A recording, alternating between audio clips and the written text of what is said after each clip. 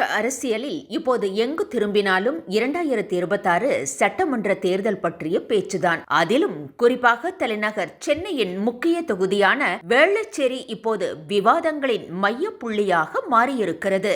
ஒரு பக்கம் தமிழக வெற்றிக் கழகத்தின் தலைவரும் தமிழ் சினிமாவின் உச்ச நட்சத்திரமுமான தளபதி விஜய் இங்கு போட்டியிட போவதாக தகவல்கள் கசிகின்றன. மறுபக்கம் கடந்த சில ஆண்டுகளாகவே அந்த தொகுதியை தனது கோட்டையாக மாற்றி மக்கள் பணியில் மும்முரமாக இறங்கி இருக்கிறார் பாஜகவின் இளைஞரணி தலைவர் டாக்டர் எஸ்.ஜி. சூர்யா. சினிமா வெளிச்சம் ஒரு பக்கம், நிதர்சனமான களப்பணி மறுபக்கம். இந்த இரு துருவங்களுக்கு இடையிலான போட்டியில் வேளச்சேரி யாருடைய வசம் செல்லும்? விரிவாக பார்ப்போம். முதலில் விஜய் தரப்பு ஏன் வேளச்சேரியை குறிவைக்கிறது என்று பார்ப்போம். அரசியல் வட்டாரங்களில் அடிபடும் சுவாரஸ்யமான தகவல் என்னவென்றால், V for Vijay, V for victory. எனவே தொகுதியும் வி ஃபார் வேளச்சேரியாக இருக்கட்டும் என்பதுதான். அறிவியல் யுகத்தில் நியூமராலஜி பார்த்து தொகுதி எடுப்பது ஒரு புறம் ஆச்சரியமாக இருந்தாலும் அதையும் தாண்டி சில காரணங்கள் சொல்லப்படுகின்றன. பனையூரில் இருக்கும் விஜயின் இல்லத்திற்கு வேளச்சேரி மிக அருகில் இருக்கிறது. டிராபிக் பிரச்சனையில் சிக்காமல் எளிதாக வந்து பிரச்சாரம் செய்துவிட்டு வீட்டுக்கு திரும்பலாம் என்பது ஒரு கணக்கு. வேளச்சேரி என்பது வெறும் பெயர் அல்ல, அது ஒவ்வொரு மழை காலத்திலும் கண்ணீர் வடிக்கும் ஒரு பகுதி.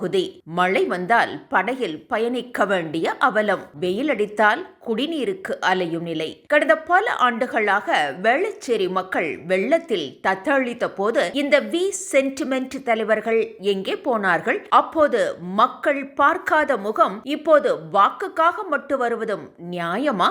இப்படி இருக்கும் வேளையில் டாக்டர் எஸ்.ஜி. சூர்யா ஏற்கனவே வேளச்சேரியின் ஒவ்வொரு தெருவிலும் தனது சுவடுகளை பதித்து விட்டார். தேர்தல் வரும்போது மட்டும் எட்டி பார்க்கும் சீசன் அரசியல்வாதி அல்ல அவர் என்பதற்கு அவருடைய கடந்த கால பணிகள் சாட்சி.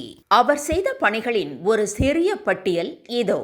சிறு வியாபாரிகளுக்கு கை கொடுத்தவர். வேளச்சேரி வெயிலில் வாடும் தள்ளுவண்டி கடைக்காரர்களின் கஷ்டத்தை உணர்ந்து அவர்களுக்கு பெரிய அளவிலான குடைகளை வழங்கி அவர்களின் வாழ்வாதாரத்தை காத்தார். விளையாட்டு திறமைக்கு அங்கீகாரம். வால்மீகி நகரில் சிலம்பம் பயிலும் 13 வயது சிறுமி சஞ்சனா போதிய வசதியின்றி சிரமப்பட்ட போது அவருக்கு தேவையான சைக்கிளை பரிசளித்து ஊக்கப்படுத்தினார். மக்களுக்கான மருத்துவ சேவை. அப்பல்லோ மருத்துவமனையுடன் இணைந்து பிரம்மாண்டமான இலவச மருத்துவ முகாம்களை நடத்தி ஆயிரக்கணக்கான ஏழை எளிய மக்களுக்கு உயர்தர சிகிச்சை கிடைக்க வழிவகை செய்தார். முதியோர் அரவணைப்பு. பெசன் நகரில் ஆதரவின்றி தவித்த சின்ன பொண்ணு பாட்டி போன்ற முதியவர்களுக்கு நேரில் சென்று அரிசி மற்றும் மளிகை சாமான்களை வழங்கி பிள்ளையாக நின்று உதவினார். வெறும் நலத்திட்டங்கள் வழங்குவதோடு சூர்யாவின் பணி முடிந்துவிடவில்லை.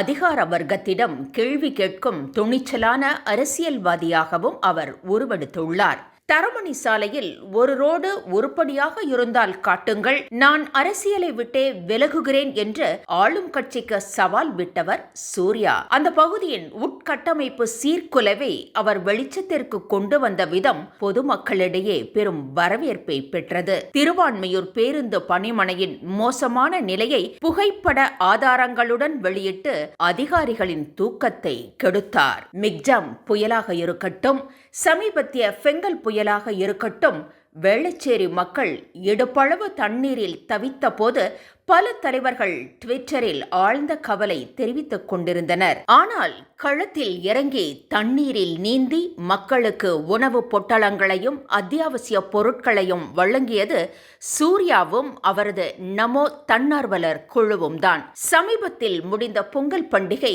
ஒரு சிறந்த உதாரணம். விஜய் அவர்கள் தனது ரசிகர்களுக்கு சமூக வலைதளத்தில் ஒரு வாழ்த்துச் செய்தியை பகிர்ந்துவிட்டு தனது ஏசி அறைக்குள் முடங்கிவிட்டார். மக்களுடன் சேர்ந்து கரும்பு கடிக்கவோ பொங்கல் வைக்கவோ அவர் வரவில்லை. ஆனால் அதே வேளச்சேரியில் சூர்யா நடத்திய மோடி பொங்கல் விழா ஒரு திருவிழாவை போல அமைந்தது.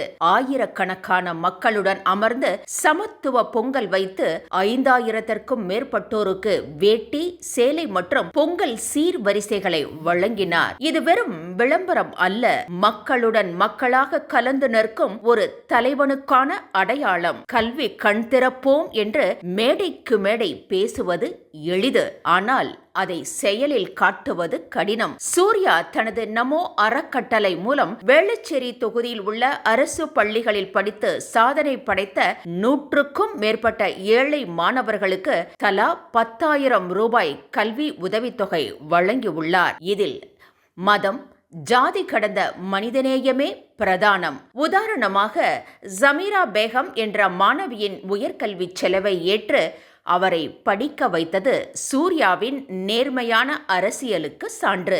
இதுவரை 15,000த்திற்கும் மேற்பட்ட மக்களை நேரடியாக சந்தித்து மத்திய அரசின் திட்டங்களை அவர்களிடம் கொண்டு சேர்த்திருக்கிறார். வேளச்சேரியின் சாய்ஸ் எது? இப்போது சொல்லுங்கள்.